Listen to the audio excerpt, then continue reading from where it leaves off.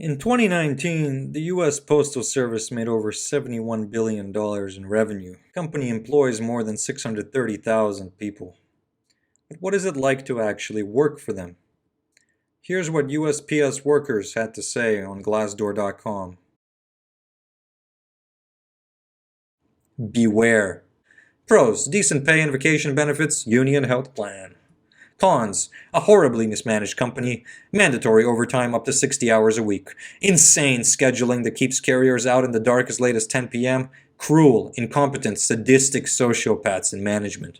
Advice to management: get out of the way. Get rid of scanners and needless discipline. Let carriers do the job the right way, and you would save millions of dollars at every station every year. Pros: money was great. Great way to lose weight. Cons: long hours, no days off, work you like a dog, management suck. Advice to management: lighten up and distribute workload better and be nicer to the employees. Would not recommend. Pros: salary and benefits are decent. Cons: chronic understaffing and mismanagement, incompetent management staff, extreme disorganization, consistently break union contracts, management provides zero support to staff or customers, recurring sexual harassment, intimidation, racism, sexism, nepotism, drug/alcohol abuse on the job, pills and heroin by management and employees. Nobody in management actually gets fired for these things. They just get moved. No work-life balance for those who don't want overtime. Management consistently belittles, berates, harasses, and treats staff condescendingly on the work floor. Zero professionalism. The behavior is abhorrent and approved and encouraged by upper management in Pittsburgh. Sometimes working for this company is downright embarrassing. Many years of misery. Pros: pays well if you can make it through the stress and terrible management. Cons: okay, buckle up.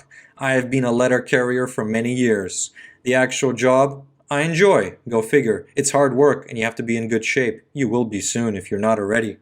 A majority of the problems with the United States Postal Service is the absolutely horrible management.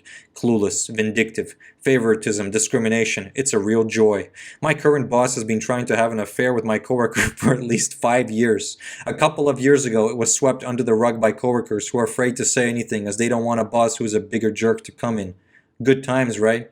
The guy literally tried to get her to meet him at a hotel. He's happily married, by the way. Anywho, all parties involved have covered it up for their own personal interests. The power vacuum is a joke, and the folks who work the hardest are thrown under the bus constantly.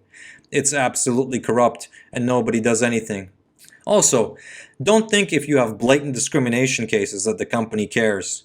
They do not. I know well. Don't expect to be treated like a human being, ever.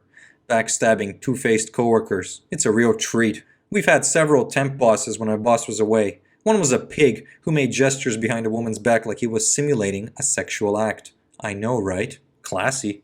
The following one was a woman who came to work every day, either high or drunk. This went on for months. She once had a tray of mail in her car for a week that should have been delivered. I could go on and on about her and management as a whole. Oh, and equipment. Don't even expect to have what you need to succeed.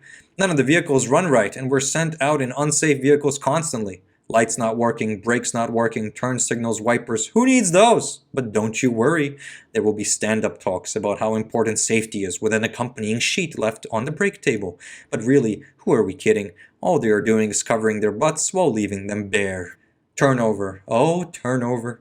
Nobody wants the job, and anybody who does either can't hack it or they transfer right after they get through training. If you ever make regular, don't think that is some golden ticket to happiness. It is not. In fact, at that point, they look for reasons to try and fire you, no matter how good of a worker you've been. Do not come here.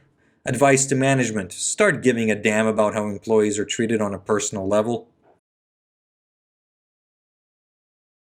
Worst job ever. Pros: the hourly pay rate is good, access to good healthcare insurance, and some companies provide additional benefits to postal employees, i.e., discounted phone service. Job is available to anyone with an IQ above room temperature. No felony convictions and drug-free urine. Cons: RCAs are expected to work a lot of hours without compensation. Although starting wages are around $18 an hour. After all the free work that is expected, it's closer to 12. 10-hour workdays are common. Management is clueless and is apparently not capable of posting a weekly work schedule until afternoon on the day before the start of the week.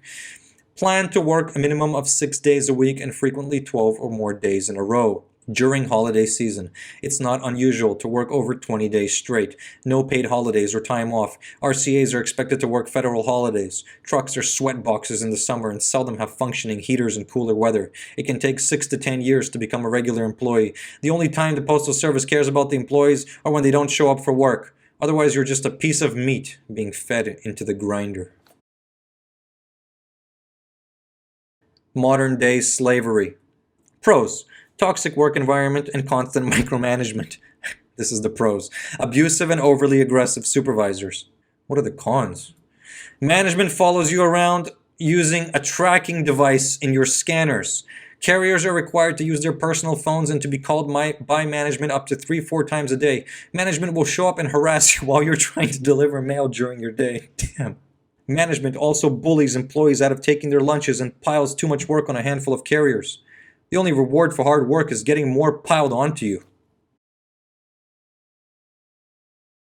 An awful place to work. Oh, this is from HR in Grand Rapids, Michigan. Pros: the pay is average, and we are one of the largest employers of military veterans.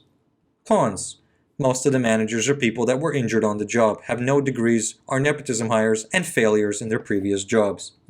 Advice to management: this place is seriously a lost cause. It's an embarrassment. Start respecting your workers and you will get more work out of them. The environment is absolutely toxic.